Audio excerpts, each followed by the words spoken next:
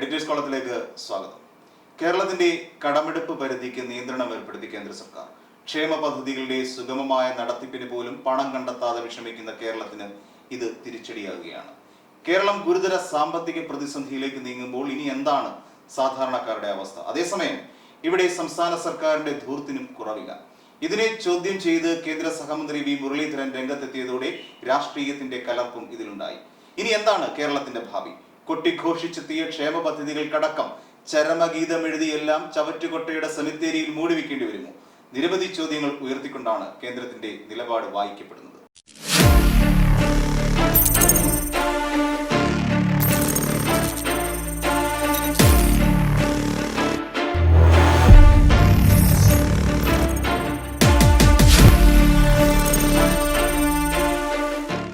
കേരളം സാമ്പത്തികമായി ശ്വാസം മുട്ടുന്നു. ഈ വിഷയത്തിൽ ഇന്ന് എന്നോടൊപ്പം ഉള്ളത് പ്രശസ്ത സാമ്പത്തിക വിദഗ്ധനായ നിയതി സാറാണ്. നമസ്കാരം സർ.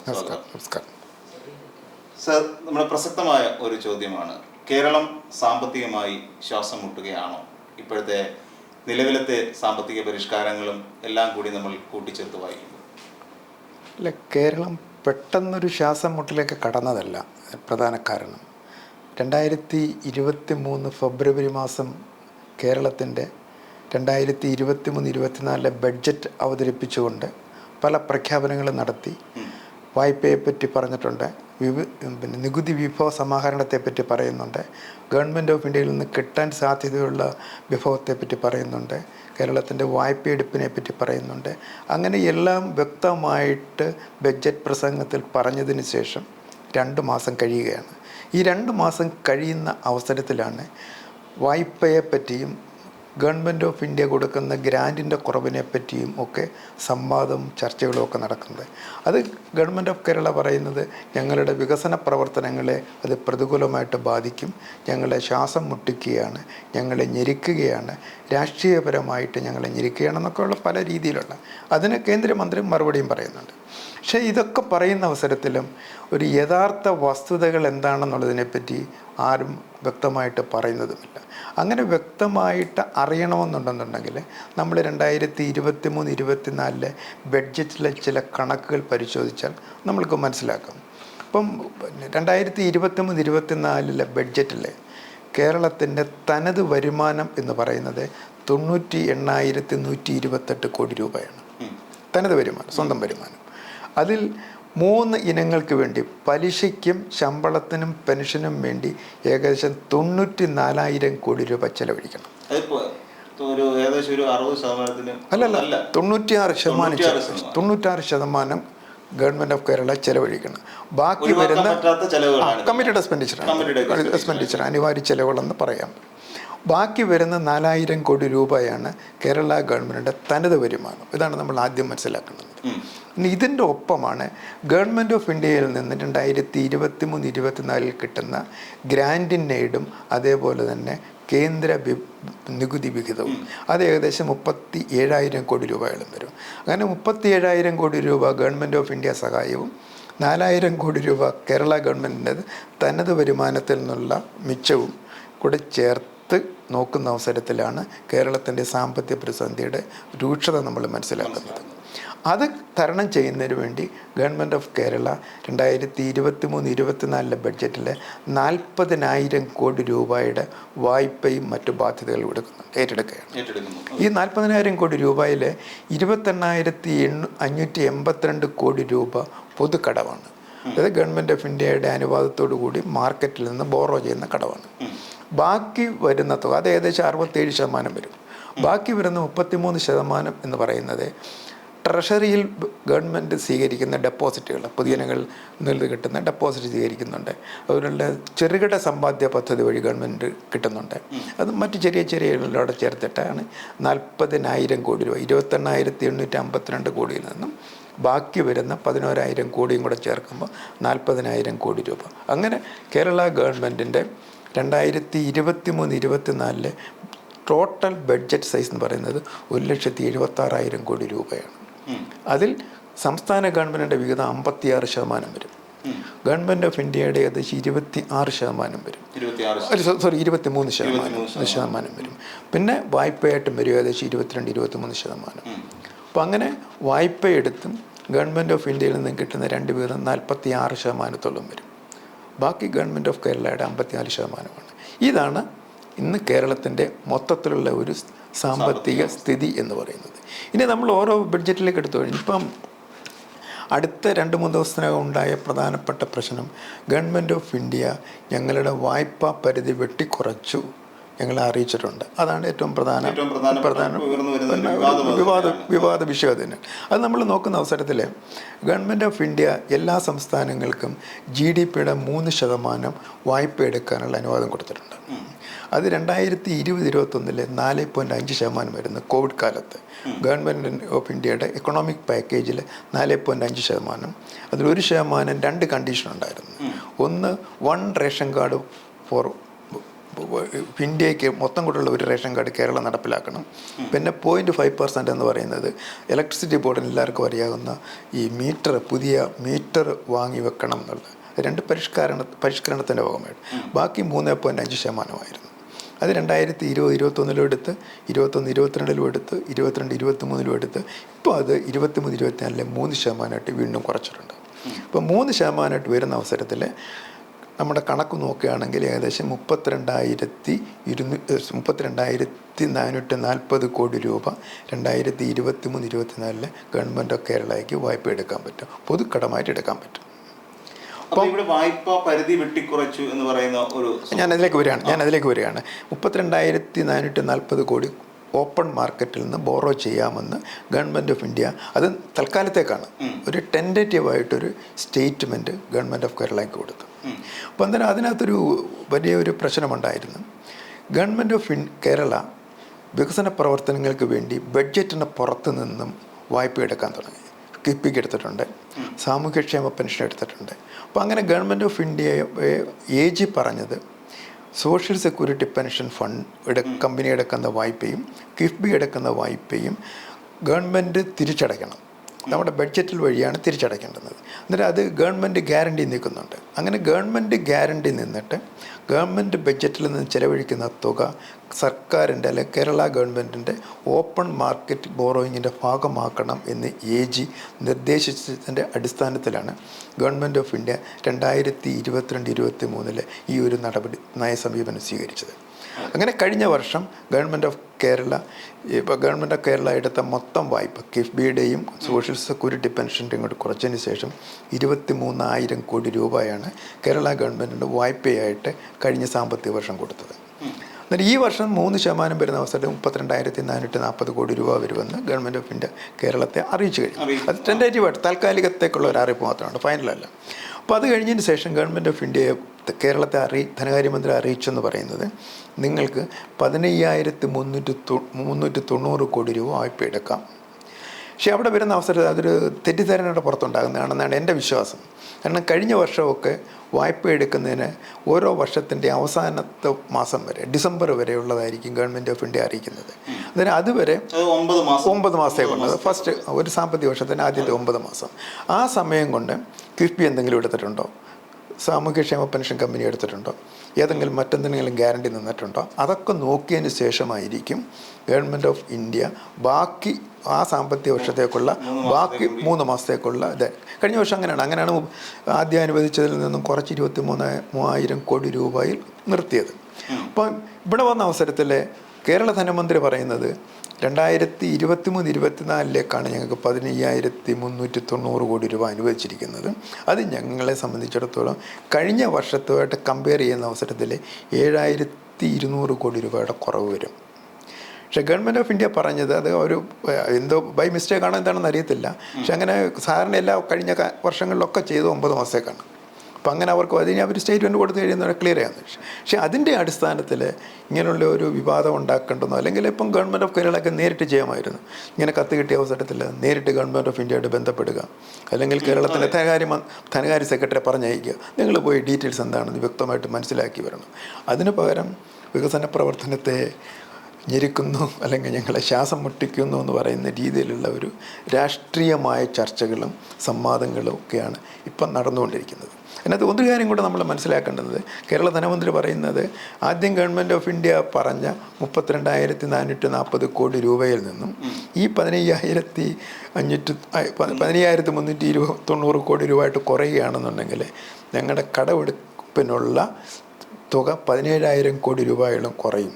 ആ 17,000 കോടി രൂപ കുറയുന്ന അവസരത്തിൽ സാമൂഹ്യക്ഷേമ പ്രവർത്തനങ്ങൾ നടക്കത്തില്ല, അങ്ങനെയൊക്കെയുള്ള ഒരു കൗണ്ടർ ആർഗ്യുമെൻ്റൊക്കെ നടക്കുന്നു. പക്ഷേ ഇതൊക്കെ സത്യാവസ്ഥ മനസ്സിലാക്കിയതിനിട്ട് വേണമായിരുന്നു ഇങ്ങനെയുള്ള ഒരു ചർച്ചയിലേക്കും ഒരു ഓപ്പൺ സ്റ്റേറ്റ്മെൻറ്റിലേക്കും ഒക്കെ പോകേണ്ടതായിരുന്നു എന്നാണ് എൻ്റെ വ്യക്തമായൊരു അഭിപ്രായം.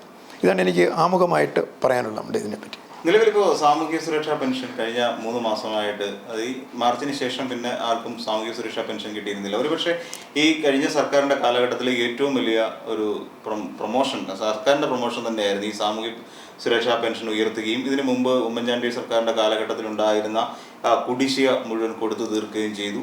അതിനെ തുടർന്ന് ഇങ്ങോട്ട് വന്നു കഴിഞ്ഞപ്പോൾ പെൻഷൻ ഉയർത്തുകയും അതോടൊപ്പം അത് ബ്ലോക്ക് ആവുകയും ചെയ്തു. അപ്പോൾ നിരവധി ഈ വികസന പദ്ധതികൾക്ക് സർക്കാർ തുടക്കം ഇടുന്നുണ്ട്. പക്ഷെ അതെല്ലാം എവിടേക്കോ പോയി അവസാനിക്കുന്ന ലെവലിലേക്കാണ് നീങ്ങുന്നത്. അല്ല, ഈ സാമൂഹ്യക്ഷേമ പെൻഷൻ എന്ന് പറയുന്നത് വികസന പ്രവർത്തനത്തിൻ്റെ ഭാഗമെന്ന് നമുക്ക് പറയാൻ പറ്റില്ല, സാമൂഹിക സുരക്ഷയുടെ ഭാഗമാണ്. ഉദാഹരണത്തിന് ഇപ്പോൾ ഉമ്മൻചാണ്ടി ഗവൺമെൻറ് അധികാരം ഒഴിയുന്ന അവസരത്തിൽ കേരളത്തിലെ 45 ലക്ഷം പേർക്ക് പെൻഷൻ കിട്ടുന്നുണ്ടായിരുന്നു. അത് കൃത്യമായിട്ട് അവർക്ക് സാമ്പത്തിക ബുദ്ധിമുട്ടുണ്ടായിരുന്നു, കൃത്യമായിട്ട് കൊടുക്കാൻ കഴിയാതെ വന്നവർക്ക് അവസാനം കുറച്ച് കുടിശ്ശികയൊക്കെ വന്നിരുന്നു. പക്ഷെ അവരുടെ സമയത്ത് പല പെൻഷനുകളും പല റേറ്റിലായിരുന്നു.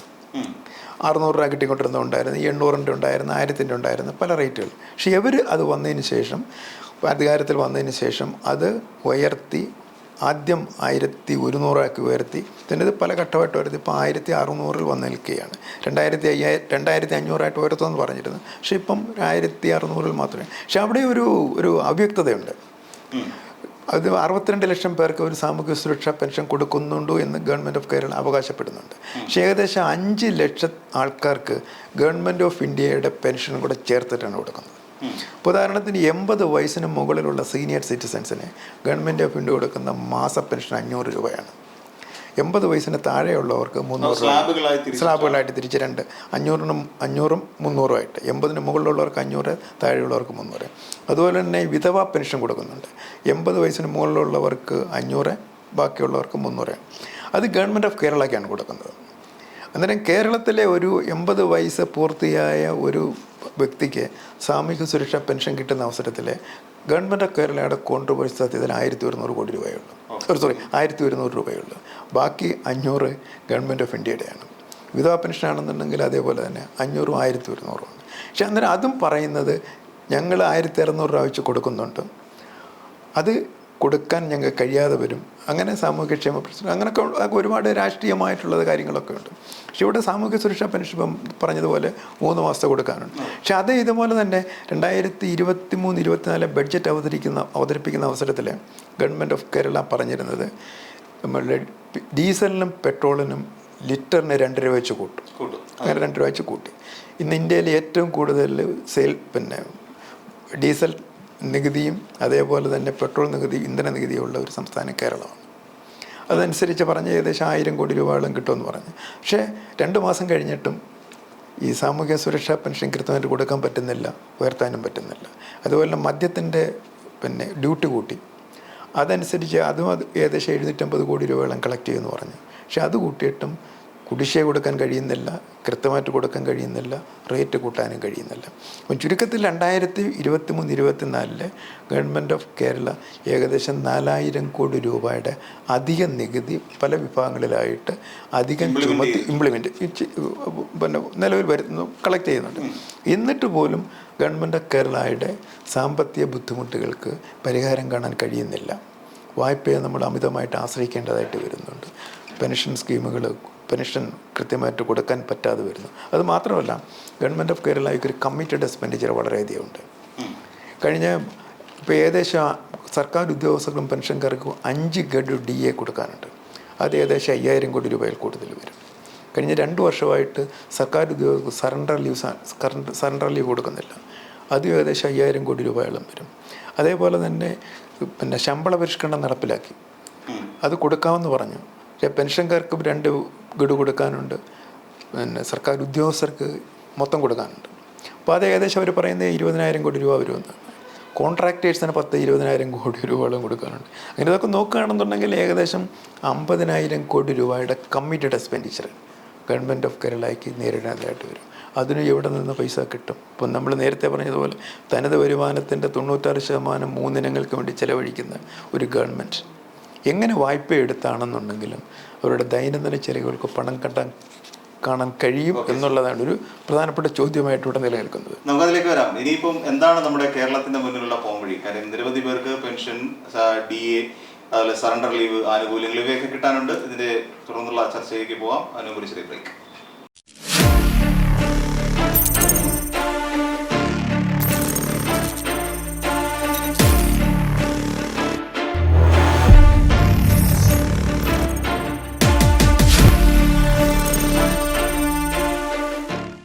തിരികെ സർ പറഞ്ഞു, നമ്മുടെ സർക്കാരിന്റെ മുമ്പിൽ ഒരു അധിക ബാധ്യത, കമ്മിറ്റഡ് എക്സ്പെൻഡിച്ചറിനകത്ത് തന്നെ ഒരു വലിയ അധിക ബാധ്യത നമ്മുടെ സർക്കാർ നേരിടാൻ പോകുന്നു, നേരിട്ടുകൊണ്ടിരിക്കുന്നു.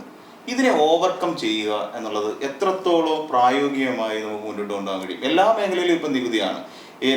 എനിക്ക് തോന്നുന്നു മുട്ടുസൂചി വാങ്ങിച്ചാൽ പോലും നമ്മൾ അതിന് അഡീഷണൽ ആയിട്ട് നികുതി കൊടുക്കേണ്ട ഒരു അവസ്ഥയിലേക്കാണ് കേരളത്തിന്റെ ഇപ്പോൾ പുതിയ സ്ട്രക്ചർ വന്നിരിക്കുന്നത്. അപ്പം ഇനി എന്താണ് നമ്മുടെ മുന്നിലുള്ള ഒരു പോംവഴി? അല്ല, പോംവഴി എന്ന് പറഞ്ഞു കഴിഞ്ഞാൽ 2 രീതിയിൽ പോംവഴി കാണാൻ പറ്റും. ഒന്ന്, ചെലവുകൾ പരമാവധി കുറയ്ക്കുക. അത് 2 രീതിയിൽ കുറയ്ക്കാൻ പറ്റും. ദൂർത്ത് കുറയ്ക്കാൻ പറ്റും, അനാവശ്യ ചെലവുകൾ കുറയ്ക്കാം. അത് മാത്രമല്ല, രണ്ടാമത്തെ അൺപ്രൊഡക്റ്റീവായിട്ടുള്ള ഇൻവെസ്റ്റ്മെൻറ്റ് സ്ക്രീനിങ് കൊണ്ടുവരണവർ. അതൊരു കൊണ്ടുവരണം എന്ന് പറഞ്ഞു കഴിഞ്ഞാൽ ഒരു ഇച്ഛാശക്തി ഗവൺമെൻറ് ഉണ്ടായിരിക്കണം. ഇപ്പം പ്ലാൻ സ്കീമാണെങ്കിലും നോൺ പ്ലാൻ സ്കീമുകളാണെന്നുണ്ടെങ്കിലും. ഇപ്പോൾ ഉദാഹരണത്തിന് ഒരു കാര്യം പറയാം. 2022-23 വിദ്യാഭ്യാസ അവകാശ നിയമം അനുസരിച്ച് ടീച്ചേഴ്സിൻ്റെയും കുട്ടികളുടെയും റേഷ്യോ കുറച്ചിട്ടുണ്ടായിരുന്നു. 1:30. 30 കുട്ടികൾക്ക് ഒരു അധ്യാപകൻ എന്നുള്ള വേണം റേഷ്യോ. അപ്പം അങ്ങനെ വർക്കൗട്ട് ചെയ്ത അവസരത്തിൽ അത് ഗവൺമെൻറ് ഓഫ് ഇന്ത്യയുടെ നിയമമായതുകൊണ്ട് സംസ്ഥാന സർക്കാർ നടപ്പിലാക്കേണ്ടതായിട്ട് വരും. അങ്ങനെ നോക്കിയ അവസരത്തിൽ, റേഷ്യോ നോക്കിയ അവസരത്തിൽ 2023-24 ഏകദേശം 6000-ലധികം അധ്യാപകരെ നിയമിക്കേണ്ടതായിട്ട് വരും അഡീഷണലായിട്ട്. പക്ഷേ 2023-24 കഴിഞ്ഞ് 24-25 അധ്യയന വർഷം ജൂൺ 1 തുടങ്ങിയാണ് ഇതുവരെ അധ്യാപകരെ നിയമിച്ചിട്ടില്ല. അപ്പം അധ്യാപകരെ നിയമിക്കാത്തതിനുള്ള പ്രധാന കാരണം സാമ്പത്തിക ബുദ്ധിമുട്ടാണ്, പ്രതിസന്ധിയാണ്. കോടിക്കണക്കിന് രൂപ അധികം ചിലവാക്കേണ്ടതായിട്ട് വരും. പക്ഷേ അത് വരുന്ന അവസരത്തിൽ കേരളത്തിൻ്റെ വിദ്യാഭ്യാസ മേഖലയിൽ വളരെ വലിയ പ്രശ്നങ്ങളുണ്ടാവും, ഗുണനിലവാരം ഉയരും. ഇപ്പം മറുഭാഗത്ത് നോക്കുക, ഗവൺമെൻറ് ഓഫ് കേരള പറഞ്ഞിരുന്നത് കിഫ്ബി വഴി ഹൈടെക് സ്കൂൾ ബിൽഡിങ്ങുകൾ ഉണ്ടാക്കും. ഹൈടെക് സ്കൂൾ ബിൽഡിങ്ങുകൾ ഉണ്ടാക്കി ഇട്ടതിന് ശേഷം കുട്ടികളെ വരുമ്പം പഠിപ്പിക്കാൻ അധ്യാപകരില്ലാന്നെങ്കിൽ എന്തായിരിക്കും സ്ഥിതി? അതാണ് ഒരു പ്രോപ്പർ പ്ലാനിങ് ഇല്ലാതെ കണ്ടിട്ട് ഒരു അമിതമായ രൂപ ചെലവഴിച്ച് ബിൽഡിംഗ് കെട്ടിയിടുക, ബിൽഡിംഗ് മെയിൻറ്റെയിൻ ചെയ്യാൻ കഴിയാതെ വരിക, കുട്ടികളെ ഒന്ന് പഠിപ്പിക്കാൻ അധ്യാപകരില്ലാതെ വരിക. ഈ കഴിഞ്ഞ ദിവസം ഒരു വാർത്ത നമ്മൾ റിപ്പോർട്ട് ചെയ്തിരുന്നു sir. Adimali government higher secondary സ്കൂളിൽ വിദ്യാർത്ഥികളും രക്ഷിതാക്കളും ഒരു കോടതിയെ സമീപിക്കാൻ ഒരുങ്ങുന്നു. സ്മാർട്ട് ക്ലാസ് റൂമുകളൊക്കെ ആയി, പക്ഷെ അവിടെ വൈദ്യുതി കണക്ഷൻ ലഭിച്ചിട്ടില്ല. ഈ രീതിയിൽ പ്രൊഡക്റ്റീവായിട്ട് ഓരോ കാര്യങ്ങൾ ചെയ്ത്, അതായത് ഈ നമ്മൾ അത് ഞങ്ങളൊക്കെ കാണുന്നത് 50 കോടി രൂപ ചെലവഴിക്കേണ്ട ഒരു പ്രോജക്റ്റിന് ബഡ്ജറ്റ് വാഗ്ദാനമായിട്ട് 10 കോടി വെക്കും. 40 കോടി ഗ്യാപ്പ് വരും, സർക്കാരിന് കൊടുക്കാൻ കഴിയാതെ വരും. അപ്പോൾ അങ്ങനെ വരുന്ന അവസരത്തിൽ അതിങ്ങനെ നീണ്ട് പണി പൂർത്തിയാക്കത്തുമില്ല, അതിൽ നിന്ന് റിട്ടേൺസ് കിട്ടാതെ വരും. അപ്പോൾ അങ്ങനെ പണി പൂർത്തിയാക്കാതെ നീണ്ടുപോകുന്ന അവസരം ഞങ്ങൾ സ്പിൽ ഓവർ പ്രോജക്റ്റ് എന്ന് പറയും. കണ്ടിന്യൂ ചെയ്തുകൊണ്ട് കണ്ടുവേണ്ടിയിരിക്കും. അതിൽ നിന്ന് റിട്ടേൺസ് കിട്ടുന്നില്ല, ഇൻവെസ്റ്റ്മെൻറ്റും വേണ്ടി വരും. അപ്പോൾ അങ്ങനെ അത് കോസ്റ്റ് വർദ്ധിക്കുന്നതനുസരിച്ച് 50 കോടി രൂപയുടെ പ്രോജക്റ്റ് പൂർത്തിയാക്കാൻ ഒരു 75 കോടി വരും. ആ 75 കോടി ഇൻവെസ്റ്റ് ചെയ്തത് റണ്ണിങ് ഇതിലേക്ക് വരുന്നത് വരെ അത് ഡെഡ് ഇൻവെസ്റ്റ്മെൻ്റ് ആണ്. അപ്പോൾ അങ്ങനെയുള്ള ഒരു ഡെഡ് ഇൻവെസ്റ്റ്മെൻറ്റ് പ്രവർത്തനം ഒഴിവാക്കണം. അത് ഒഴിവാക്കുക എന്നല്ല, തൽക്കാലത്തേക്ക് അതിനെ മരവിപ്പിക്കുക. അത് അതിനുള്ളൊരു ഇച്ഛാശക്തി. ഇപ്പം നമുക്കറിയാം സർ, കേരളയിൽ പോലെ ഒരു പ്രോജക്റ്റിന് വേണ്ടിയിട്ട് ഇവിടെ ചെലവഴിച്ച തുക എത്രത്തോളം ആണെന്നറിയാം. ഇതിന് വേണ്ടി ക്ലാസ്സുകൾ എടുക്കാൻ വേണ്ടി നമ്മൾ ആ ഒരു സിസ്റ്റം നമ്മൾ കണ്ടു കഴിഞ്ഞു. നമ്മളെല്ലാവരും അത്തരം ക്ലാസ്സുകൾ കാണുകയും ചെയ്തിരുന്നു. അതിനുവേണ്ടി ചെലവഴിച്ച തുക എത്രത്തോളം നമുക്കറിയാം. അതിനുവേണ്ടി വ്യയം ചെയ്തത് ഭീകരമായ തുക തന്നെയാണ്. പുറത്ത് വരാത്ത കണക്കനുസരിച്ച് ഏകദേശം 50 കോടി രൂപയോളം അതിന് വേണ്ടി ചെലവഴിച്ചു തന്നെ. പക്ഷേ അതെന്ന് പറഞ്ഞാൽ അത് ഡെഡ് ഇൻവെസ്റ്റ്മെൻ്റ് ആണത്. അതിൽ നിന്ന് ഒരു റിട്ടേൺസും കിട്ടുന്നില്ല. ഇതുപോലെ 100, ഇപ്പോൾ ഉദാഹരണത്തിന് KSRTC 16-17 അധികാരത്തിൽ വരുന്ന അവസരത്തിൽ എന്ന് പറഞ്ഞത് കിഫ്ബി വഴി 3000 ബസ്സുകൾ വാങ്ങിക്കും, കേരളത്തിലെ KSRTC 5 വർഷത്തിനകം ലാഭം ഉണ്ടാക്കുന്ന കമ്പനിയായിട്ട്. ഇന്ന് അതിൻ്റെ സ്ഥിതി എന്താണ്? ഉദ്യോഗസ്ഥർക്ക് ശമ്പളം കൊടുക്കാൻ കഴിയുന്നില്ല, സമയത്ത് പെൻഷൻ കൊടുക്കാൻ കഴിയുന്നില്ല, അതും സർക്കാരിൽ നിന്നും കൊടുത്ത് ഗ്രാൻഡായിട്ട് കൊടുത്ത് തട്ടിമുട്ടി ഇങ്ങനെ പോയിക്കൊണ്ടിരിക്കുകയാണ്. അപ്പോൾ അങ്ങനെയൊക്കെ വരുന്ന ഇതുപോലെയാണ്. ഇപ്പോൾ ഇലക്ട്രിസിറ്റി ബോർഡിൻ്റെ കാര്യം പറയുന്നുണ്ട്. ഇപ്പോൾ ഇലക്ട്രിസിറ്റി ബോർഡിൽ സ്മാർട്ട് മീറ്റർ കൊണ്ടുവരണമെന്ന് ഗവൺമെൻറ് ഓഫ് ഇന്ത്യ പറയുന്നുണ്ട്. അങ്ങനെയാണെന്നുണ്ടെങ്കിൽ നിങ്ങൾക്ക് നേരത്തെ പറഞ്ഞതുപോലെ GDP-യുടെ 5% നിങ്ങൾക്ക് വായ്പ എടുക്കാനായിട്ട് അനുവദിക്കും. ഗവൺമെൻറ് ഓഫ് ഇന്ത്യ പറഞ്ഞു. ഗവൺമെൻറ് കേരള ഒരുപാട് ചർച്ചകൾ നടത്തി. കഴിഞ്ഞ വർഷം അവസാനം ഏതായാലും ഗവൺമെൻറ് കേരളം നടപ്പിലാക്കാമെന്ന് പറഞ്ഞ് സ്മാർട്ട് മീറ്റർ പദ്ധതി. അങ്ങനെ 4000 കോടി രൂപ കഴിഞ്ഞ സാമ്പത്തിക വർഷത്തിൻ്റെ അവസാനം വായ്പ എടുക്കാനുള്ള അനുവാദം ഗവൺമെൻറ് ഓഫ് കേരളയ്ക്ക് ഗവൺമെൻറ് ഓഫ് ഇന്ത്യ കൊടുത്തു. പക്ഷേ ഇപ്പോൾ അത് അവരിൽ നിന്ന് പിന്മാറുകയാണ്, ഉദ്യോഗസ്ഥരുടെ പ്രൊട്ടസ്റ്റ് കാരണം. അപ്പോൾ അങ്ങനെ ഗവൺമെൻറ് ഓഫ് ഇന്ത്യനെ അത് പിൻവലിക്കുകയാണെന്നുണ്ടെങ്കിൽ, പിൻവലിച്ചപ്പോൾ എടുത്ത വായ്പ തിരിച്ചടയ്ക്കണമെന്ന് പറഞ്ഞു കഴിഞ്ഞാൽ ഈ പറയുന്നത് പോലെ ധനകാര്യമന്ത്രി വീണ്ടും ഒരു കടക്കണിയിലേക്ക്, ഒരു സാമ്പത്തിക പ്രതിസന്ധിയിലേക്ക് വീഴുന്ന ഒരു ഇത്തരത്തിലൊക്കെ ഉള്ള. അതുപോലെ തന്നെ ഇപ്പം നേരത്തെ വിട്ടുപോയൊരു കാര്യം ധനകാര്യ കമ്മീഷൻ്റെ കാര്യമാണ്. അപ്പം ധനകാര്യമന്ത്രി പറയുന്നത് കേരളത്തിന് 2023-24 10,000 കോടി രൂപയുടെ ഡെഫിസിറ്റ് ഗ്രാൻറ്റ് കുറച്ചു എന്നാണ് പറയുന്നത്. പക്ഷെ അതുപോലെ ഒരു ധനകാര്യമന്ത്രി പറയുക എന്ന് പറഞ്ഞാൽ വളരെ ദയനീയമായ ഒരു അവസ്ഥയാണ്. ബുദ്ധിപരമായിട്ട് ഒന്നിൽ അവരുടെ സെക്രട്ടറിയോട് ചോദിക്കണം, അല്ലെങ്കിൽ സെക്രട്ടറിമാർ അവരുടെ ഉദ്യോഗസ്ഥരുടെ ആരെങ്കിലും ചോദിച്ചിട്ട് വേണത്. അത് 2020-21 15 ധനകാര്യ കമ്മീഷനെ ഗവൺമെൻറ് ഓഫ് ഇന്ത്യക്ക് റിപ്പോർട്ട് കൊടുക്കുന്ന അവസരത്തിൽ അതിനകത്ത് കേരള ഗവൺമെൻറ്റിനെ പ്രതികൂലമായിട്ട് ബാധിച്ച ഒരു ഘടകം ഉണ്ടായിരുന്നു. അതായത് കേരള ഗവൺമെൻറ്റിന് മൊത്തം കൊടുക്കുന്ന വരുമാനത്തിൻ്റെ 1.93% കുറച്ചു. നേരത്തെ 2.5%, 5%. അതിനെ കുറയ്ക്കാനുള്ള പ്രധാന കാരണം, അതായത് 2011 പോപ്പുലേഷനാണ് 15 ധനകാര്യ കമ്മീഷൻ മാനദണ്ഡമായിട്ട് എടുത്തത്. പക്ഷേ ഇതുവരെ നടത്തിയിരിക്കുന്നത് 71 പോപ്പുലേഷനായിരുന്നു. 1971 പോപ്പുലേഷൻ നോക്കുന്നത് കേരളത്തിൻ്റെ പോപ്പുലേഷൻ്റെ റേഷ്യോ കൂടുതലായിരുന്നു. 2011 വന്നപ്പോഴേക്കും നമ്മുടെ ജനസംഖ്യ കുറഞ്ഞു, റേഷ്യോ കുറഞ്ഞ്. അതിന് കറസ്പോണ്ടിങ് ആയിട്ടുള്ള ഒരു കുറവ് ധനകാര്യ കമ്മീഷൻ്റേത്. അപ്പോൾ അതിനവിടെയും ധനകാര്യ കമ്മീഷനെ കുറ്റം പറയാൻ പറ്റത്തില്ല. ഇന്ത്യയിലെ 28 സംസ്ഥാനങ്ങളിലെ 23 സംസ്ഥാനങ്ങളും 2011 ജനസംഖ്യ അനുപാതം എടുക്കണമെന്ന് പറഞ്ഞ അവസരത്തിൽ ഭൂരിപക്ഷ അഭിപ്രായം വെച്ച് അവർ തിരഞ്ഞെടുത്ത് 2011. അതിന് ഗവൺമെൻറ് ഓഫ് കേരളയ്ക്ക് ഇത് നഷ്ടം വന്നു. അത് നേരത്തെ പറഞ്ഞതുപോലെ 2.5 നിന്ന് 1.93 കുറഞ്ഞ അവസരത്തിൽ ധനകാര്യ കമ്മീഷൻ അവിടെയും കവറപ്പ് ചെയ്തവർ. അന്നേരം അവർ ഗവൺമെൻറ് ഓഫ് കേരളയോട് പറഞ്ഞത് ധനകാര്യ കമ്മീഷൻ്റെ ആദ്യത്തെ 4 വർഷം നിങ്ങൾക്കത് കവറപ്പ് ചെയ്യുന്നതിന് വേണ്ടി ഡെഫിസിറ്റ് ഗ്രാൻറ്റ് തരാമെന്ന് പറഞ്ഞു. അങ്ങനെ 2020-21 ഏകദേശം 18,000 കോടി കൊടുത്തു. 21-22 19,000 കോടി കൊടുത്തു. ഈ 22-23 ഏകദേശം 13,726 കോടി കൊടുത്തു. ഏകദേശം 52,000 കോടി രൂപ 3 വർഷമായിട്ട് 3 വർഷം ഡെഫിസിറ്റ് ഗ്രാൻഡായിട്ട്. അത് കാരണം മറ്റേ ഉണ്ടാകുന്ന നഷ്ടം നികത്തുന്നതിന് വേണ്ടി. 2023-24 അത് 3,700 കോടി രൂപയായിട്ട് കുറഞ്ഞു. അടുത്ത വർഷം മുതൽ കിട്ടത്തുമില്ല. അന്നേരം കഴിഞ്ഞ വർഷം 13,726 കോടി രൂപ കൊടുത്തെടുത്ത് ഈ വർഷം ധനകാര്യ കമ്മിറ്റി റെക്കമെൻഡേഷൻ 3,700 കോടിയോ മറ്റുമാണ് അതേ കൊടുക്കത്തുള്ളൂ. അന്നേരം ഈ 13,726 കോടിയിൽ നിന്നും 3,000 കുറഞ്ഞ അവസരത്തിൽ ഗവൺമെൻറ് ഓഫ് ഇന്ത്യ ഞങ്ങളുടെ 10,000 കോടി രൂപ വെട്ടിക്കുറച്ചു എന്ന് പറയുന്നത് ശുദ്ധ അസംബന്ധമാണ് കേട്ടോ. അങ്ങനെ പറയാൻ പാടില്ലാത്ത ഒരു ധനകാര്യമന്ത്രി. അതായത് 2021 റിപ്പോർട്ടിൽ വ്യക്തമായിട്ട് പറയുന്നുണ്ടായിരുന്നു ഓരോ വർഷവും ഗവൺമെൻറ് കേരളയ്ക്ക് കൊടുക്കുന്ന ഡെഫിസിറ്റ് ഗ്രാൻറ്റ് എത്രയാണെന്ന്. അന്നേരം അവരതനുസരിച്ച് അവരുടെ 2023-24 ബഡ്ജറ്റ് തയ്യാറാക്കിയ അവസരത്തിൽ അങ്ങനെയൊക്കെയുള്ള മുൻകൂട്ടി മനസ്സിലാക്കിയിട്ട് വേണമായിരുന്നു 2023-24 ബഡ്ജറ്റ് തയ്യാറാക്കാനായിട്ട്. അങ്ങനെ തയ്യാറാക്കിയിരുന്നു എങ്കിൽ ഈ പറയുന്ന വിവാദത്തിൽ ചെന്ന് ചാടേണ്ട ഒരു സ്ഥിതിവിശേഷം കേരളത്തിലെ ഗവൺമെൻറ്. മറ്റൊരു കാര്യം കൂടി, നമ്മുടെ ഒരു വികസനത്തിന് കഴിഞ്ഞ കാലങ്ങളിലെല്ലാം ചുക്കാൻ പിടിച്ചത് കിഫ്ബി എന്ന് പറയുന്ന ഒരു ഇൻവെസ്റ്റ്മെന്റ് ടീമായിരുന്നു. അപ്പോൾ ഈ കിഫ്ബിയിലൂടെ നമുക്ക് നേട്ടമുണ്ടാക്കി ഇത്തരത്തിലുള്ള ഡെവലപ്മെന്റ്സ് നടക്കുമ്പോൾ അത് എത്രത്തോളം സുതാര്യമായിരുന്നു, അല്ലെങ്കിൽ എത്രത്തോളം നമ്മൾക്കത് ഗുണം ചെയ്തു, നമ്മുടെ സാമ്പത്തിക മേഖലയ്ക്ക് എത്രത്തോളം ഗുണം ചെയ്തു എന്നുള്ളതാണ്. സാമ്പത്തിക മേഖലയ്ക്ക് ഗുണം ചെയ്തോ ഇല്ലയോ എന്നുള്ളതല്ല നമ്മുടെ ഒരു പ്രധാന പ്രശ്നം.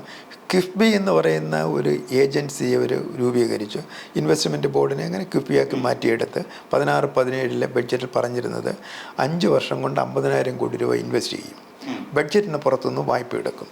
വികസന പ്രവർത്തനങ്ങൾ നടത്തും. അങ്ങനെയാണ് നേരത്തെ നമ്മൾ പറഞ്ഞ ഹൈടെക് സ്കൂളുകൾ നിർമ്മിക്കുക, ഹൈടെക് ആശുപത്രികൾ നിർമ്മിക്കുക എന്നൊക്കെ പറഞ്ഞിട്ട് അങ്ങനെ കൊടുത്ത് 50,000 കോടി എന്ന് പറഞ്ഞ് 5 വർഷം കഴിഞ്ഞ്, ഇപ്പോൾ 7 വർഷം കഴിഞ്ഞ് ഇപ്പം പറയുന്നത് 80,000 കോടി രൂപയുടെ വർക്കുകൾക്ക് അനുമതി കൊടുത്തു കഴിഞ്ഞു. പക്ഷേ ഇവിടെ നോക്കേണ്ടത് ഏകദേശം 21,000 കോടി രൂപയുടെ വർക്കുകളെ പൂർത്തിയാക്കിയുള്ളൂ എന്നാണ് അനൗദ്യോഗികമായിട്ട് പുറത്തു വരുന്നത്. അതിന് ഇവർക്ക് വേണ്ടി വരുന്ന ഈ ചെലവിന് വേണ്ടി വരുന്ന തുക എവിടെ നിന്ന് എടുക്കണം എന്നുള്ളതാണ്. അതാണ് AG കയറി പറഞ്ഞത്. ഇവരുടെ വായ്പയെല്ലാം ഗ്യാരണ്ടി നിൽക്കുന്ന ഗവൺമെൻറ് ഓഫ് കേരളയാണ്, തിരിച്ചടവ് പലിശ സഹിതം ചെയ്യുന്നത് ഗവൺമെൻറ് ഓഫ് കേരളയാണ്. അതുകൊണ്ട് ഗവൺമെൻറ് ഓഫ് കേരളയുടെ പബ്ലിക് ബോറോയിങ്ങിൽ ഇത് ഉൾപ്പെടുത്തണമെന്ന് പറഞ്ഞു. അതുകൊണ്ടാണ് 2022-23 കിഫ്ബിക്ക് ലോൺ എടുക്കാൻ കഴിയാതെ വന്നത്. അപ്പോൾ നമ്മൾ നേരത്തെ പറഞ്ഞതുപോലെ കിഫ്ബി ഏറ്റെടുത്ത വർക്കുകളൊന്നും പൂർത്തിയാക്കാൻ കഴിയാത്ത സാഹചര്യത്തിലേക്ക് മാറും. കാരണം അവർക്ക് വായ്പ എടുക്കാൻ പറ്റുന്നില്ല. വായ്പ എടുത്തു കഴിഞ്ഞാൽ ഗവൺമെൻറ് ഓഫ് കേരള ഗ്യാരണ്ടി നിന്ന് കഴിഞ്ഞാൽ AG പറയുന്നത് പോലെ ഗവൺമെൻറ് വായ്പ ആനുപാതികമായിട്ട് കുറയും. അതേ രീതിയാണ് സാമൂഹ്യ സുരക്ഷാ പെൻഷൻ വന്നിരിക്കുന്നത്. വായ്പ എടുത്തു കഴിഞ്ഞാൽ അപ്പോൾ അത് ഞാനത് ഔദ്യോഗികമായിട്ട് പറഞ്ഞിട്ടില്ല എന്നുണ്ടെങ്കിലും ഔദ്യോഗികമായിട്ട് വന്നിട്ടില്ല എന്നുണ്ടെങ്കിലും 2022-23 അവസാനം ഗവൺമെൻറ് ഓഫ് ഇന്ത്യ പറഞ്ഞിരുന്നത് നിങ്ങൾ കേരള കിഫ്ബിയും അതേപോലെ തന്നെ കേരള സാമൂഹ്യ സുരക്ഷാ പെൻഷൻ കമ്പനിയും അധികം എടുത്ത വായ്പ, ഗവൺമെൻറ് ഗ്യാരണ്ടി എന്ന വായ്പ 3 തവണകളായിട്ട് തിരിച്ചടയ്ക്കണമെന്നാണ്. കഴിഞ്ഞ വർഷം 2022-23 4,000-ലധികം കോടി രൂപ തിരിച്ചു പിടിച്ചിട്ടുണ്ടെന്നാണ്. പക്ഷേ അത് ഔദ്യോഗികമായിട്ട് പുറത്തു വന്നിട്ടില്ല. അത് സ്ഥിരീകരിക്കാത്തൊരു വാർത്ത ഇങ്ങനെ വരുന്നുണ്ട്. ഇനി അതും ഈ വർഷം അങ്ങനെ കുറയുകയാണെന്നുണ്ടെങ്കിൽ കുറച്ചിട്ടാണോ 15,000 വായ്പ പരിമിതപ്പെടുത്തിയെന്നുള്ളതിനെപ്പറ്റി ഇനി വ്യക്തമാക്കണമെന്ന് ഗവൺമെൻറ് ഓഫ് കേരള അല്ല. ഇങ്ങനെയൊക്കെയുള്ള ഒരുപാട് അവ്യക്തതകളുണ്ട്. ഇപ്പം കിഫ്ബിയുടെ കാര്യത്തിൽ കിഫ്ബി 2-3 ദിവസത്തേക്ക് മുമ്പ് വേൾഡ് ബാങ്കിൻ്റെ ഒരു ടീം ഇന്ത്യ കേരളത്തിൽ വന്നിരുന്നു. റീബിൽഡ് കേരളയ്ക്ക് വേൾഡ് ബാങ്ക് ഒരു $3,750 കോടി ഡോളറിൻ്റെ വായ്പ കൊടുത്തിരുന്നു. അത് 2019-20 റീബിൽഡ് കേരളയ്ക്ക്. അതിൻ്റെ പ്രവർത്തനങ്ങൾ വിലയിരുത്താൻ വേണ്ടിയാണ് അവർ വന്നത്. അങ്ങനെ വിലയിരുത്താൻ വന്ന അവസരത്തിൽ അവർ പറഞ്ഞ് ഞങ്ങൾ അഡീഷണലായിട്ടൊരു $315 ദശലക്ഷം വായ്പ കൊടുത്തരാം ഈ റീബിൽഡ് കേരളയ്ക്കും അഗ്രികൾച്ചർ ഡെവലപ്മെൻറ്റിനും വേണ്ടി. അതിനനുസരിച്ചുള്ള പ്രോജക്റ്റുകൾ തയ്യാറാക്കി കൊടുക്കണം. എന്നിട്ട് അവർ പറയുന്നുണ്ട് കേരളം ഒരു ഡെപ്റ്റ് ട്രാപ്പിലേക്ക് പോവുകയാണ്, നിങ്ങൾ ഡെപ്റ്റ് കൺട്രോൾ ചെയ്തില്ല എന്നുണ്ടെങ്കിൽ നിങ്ങൾക്ക് സുഗമമായ ഒരു സമ്പദ്ഘടന വളർത്തിയെടുക്കാൻ കഴിയത്തില്ല എന്നൊരു വായ്പ കൊടുക്കാമെന്ന് സമ്മതിച്ചിട്ട് ഇതേപോലൊരു പരാമർശം നടത്തിയിട്ടുണ്ട്. പറഞ്ഞാൽ കേരളം കടക്കെണിയിലേക്ക് വീണ് കഴിഞ്ഞു എന്ന് വേണമെങ്കിൽ പറയാൻ പറ്റും കേട്ടോ. അതിൽ നിന്ന് രക്ഷ നേടണമെന്നുണ്ടെങ്കിൽ വല്ല മാജിക്കുകളെല്ലാം കാണിക്കണം. നമ്മൾ നേരത്തെ പറഞ്ഞതുപോലെ അനാവശ്യ ചെലവുകളെ പൂർണ്ണമായിട്ട് അവോയ്ഡ് ചെയ്യുക.